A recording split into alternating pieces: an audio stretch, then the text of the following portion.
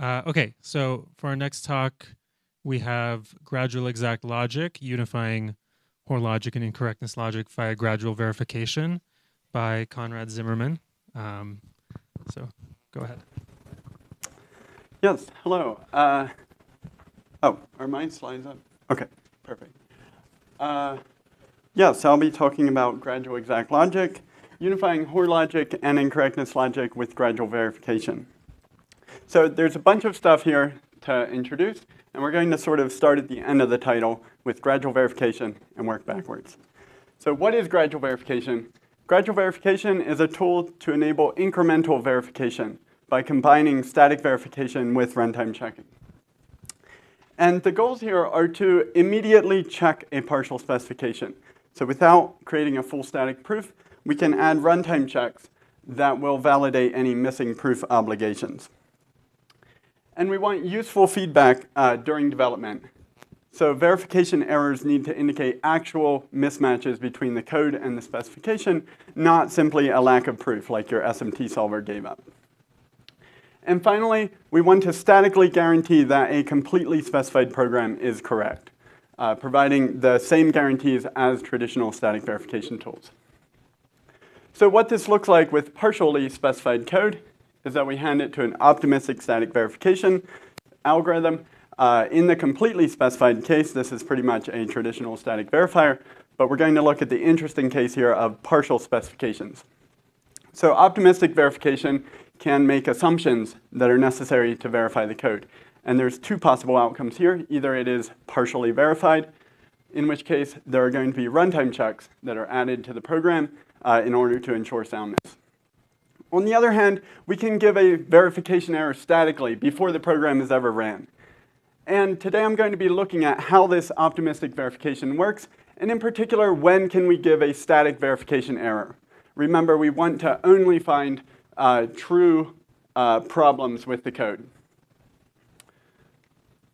So I'll run through a little example of how this optimistic verification works using this very short little example snippet of code where it assigns y to be 42 when x is even. So the programmer gives it a specification, a partial specification here, with question mark and true. So pretty much no information other than this is a partial specification. In the post condition, we want to show that y equals 42. So we start using pretty much a traditional verification method where x is even in the true branch. After assignment, y is 42. We can weaken this to be the exact post condition that we want. On the other hand, we have a whole other branch to verify. And in this branch, x is not even. That does not give us any information about what y is. However, because this is a partial specification, we can optimistically assume that y is 42. Again, we weaken the post condition. And now we've verified that branch. Since we've verified both branches, we conclude our post condition. So an actual gradual verifier is going to take this partially specified program and the optimistic proof and generate a final program with the runtime checks. But go to Jenna's talk tomorrow to learn how that works. Today we're just going to be focused on the optimistic proof part. So on the other hand, incorrectness logic statically finds true bugs. So how is this related? Deductions here indicate a reachable post condition. And it can arbitrarily drop paths, which makes checking for bugs in a large program tractable. So we're going to run through a similar example with incorrectness logic, where we start with a true post condition in brackets to indicate incorrectness logic.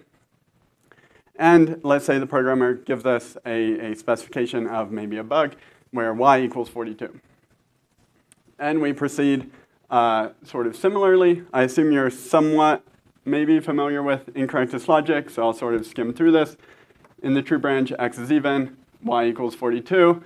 We go to the false branch, x is not even.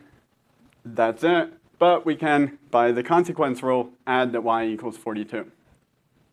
After that, we get a disjunction of these two things that we've proven about this conditional. And this is logically equivalent to just saying that y equals 42, assuming it's in some sort of like classical setting. So we've proven the same post condition. And the proof has resemblances, at least. especially in the step where we make assumptions. So this is sort of the motivation for our work. It looks like we're sort of doing the same thing. And moreover, in some implementations, like the Jillian verifier that does over and under approximate reasoning, the implementation actually very closely resembles the work on gradual C0. So this was sort of the motivation for the work, and we tried to develop a formal connection here where we can actually use incorrectness logic theory and/or implementations for gradual verification, or maybe at least for this optimistic verification step. So the answer is a qualified yes, that we can sort of apply this, but there are some caveats. So let's look at one. Gradual verification doesn't actually behave like incorrectness logic. We have weakening in gradual verification. For example, I can verify this weaker postcondition of y less than or equal to 42 under gradual verification, very similar as before. However, under incorrectness logic, this doesn't work. And this is because we can't weaken this y equals 42 whenever x is even. So what we've developed is a formal analysis of the relation between gradual verification and incorrectness logic. And in particular, we'll give a semantic definition of what this optimistic verification is. And then we'll develop gradual exact logic, which is a framework where we can compare under and over approximate logics using the language of gradual liftings. And finally, we can decompose optimistic verification into separate over and under approximating steps. So in order to define the semantics, I use a collecting semantics for programs where we take a set of input states and transform them to a set of output states. So in Hoare logic, the postcondition over-approximates the set of final states. So in other words, for all states satisfying your precondition, after executing our program, we're going to reach the postcondition. However, our postcondition may contain unreachable states. On the other hand, incorrectness logic under-approximates final states. All states satisfying the postcondition are reachable by executing the program. However, our precondition might contain states that do not end in our postcondition. So we have this comparison with over-approximation on one side and under-approximation on the other side. But where does gradual verification fit into the picture?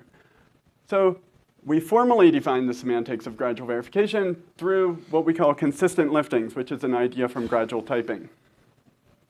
So we have gradual formulas that can be either partial formulas with a question mark or complete formulas without a question mark. And then we have a concretization of gradual formulas. And for complete formulas, that's just a singleton set containing that formula.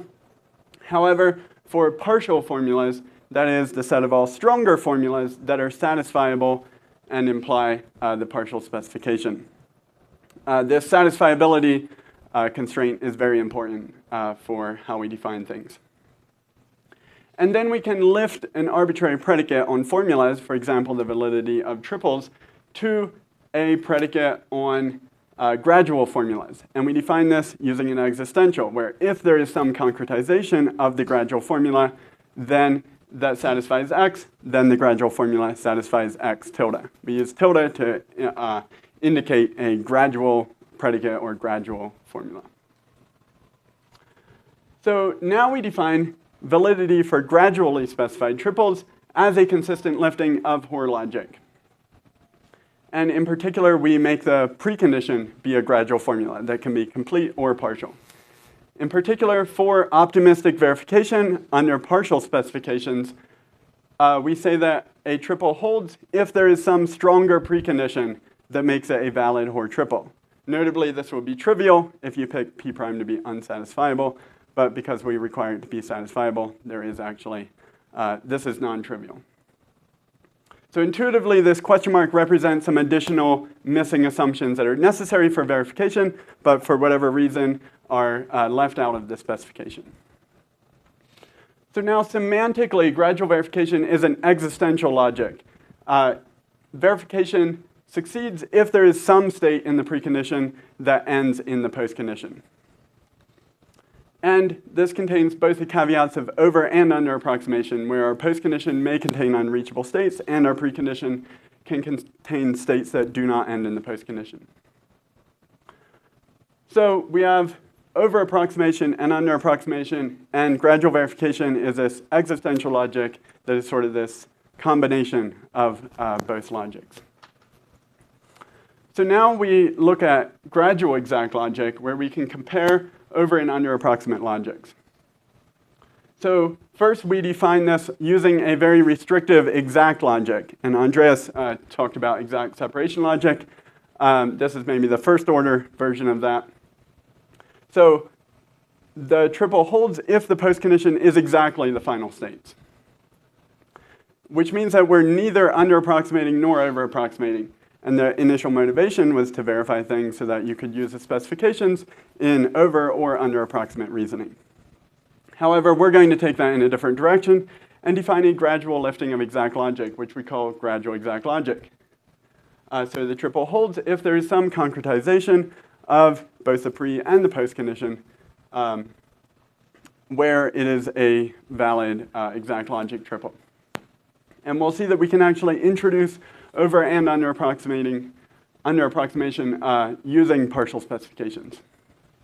So we can actually characterize Hoare logic by making the post condition a partial specification. And intuitively, we basically force this to be an exact deduction by strengthening our post condition to be exactly the final states. On the other hand, incorrectness logic is also characterized by making the precondition imprecise or partial. So this represents exactly the states that are going to reach our post condition. And finally, we can characterize this optimistic verification as the combination of the two, where we make both sides partial. So now this is sort of just all a lead up to how can we use this to decompose optimistic verification into over and under approximating phases. So first, we can actually characterize optimistic verification just using incorrectness logic. In fact, using a consistent lifting of incorrectness logic. So you'll note first we've defined gradual verification in terms of over-approximating Hoare logics, but it turns out you can do the exact same thing with incorrectness logic, just making the post condition, in this case, partial, and you get the same thing for partial preconditions. So a corollary of this is that you can actually do optimistic verification just using incorrectness logic. All you have to do is find a strong enough post condition that implies the post condition that we want. So in other words, you can do optimistic verification just by over-approximating and then checking by under-approximating and then checking that you have a strong enough post condition. However, we can take this a step further. And first, in gradual exact logic, if you have a triple with both the pre and post condition partial, you can decompose this into two steps, where you have a partial precondition in one deduction and a partial post condition in the other. This is pretty much an expansion of definitions and applying the sequence rule. However, if we use our characterizations of the different logics, this actually decomposes optimistic verification into a set of deductions in incorrectness logic, under-approximating, followed by some over-approximating in traditional Hoare logic. So that concludes our analysis. We have a lot of future work. We have sort of only proven this for a very restrictive class of programs, but we want to extend this logic to cover existing gradual verification theory, like modular verification of functions and loops, and how do we handle state using something like separation logic. But also, we think we can maybe use incorrectness logic to develop the theory of gradual verification and extend it to things like concurrency, non-determinism, or non-termination. And finally, and maybe most practically, we want to just borrow from incorrectness logic to make better gradual verification tools. And in particular, maybe just take verifiers that do incorrectness logic and extend them to be a gradual verifier. So in summary, we've defined the semantics of optimistic verification. We've decomposed it into over and under approximating steps. And along the way, we've developed this gradual exact logic that lets us actually analyze the relation between the two. Thank you. All right.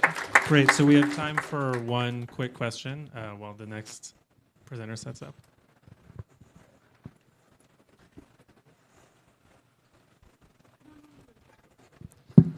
So your gradual on both sides, right? Pre and post, it looks a little bit like bi-abduction. Have you actually looked into the comparison between this and the bi-abduction? Yeah. So basically my answer would be that for the simple cases, it basically is bi-abduction.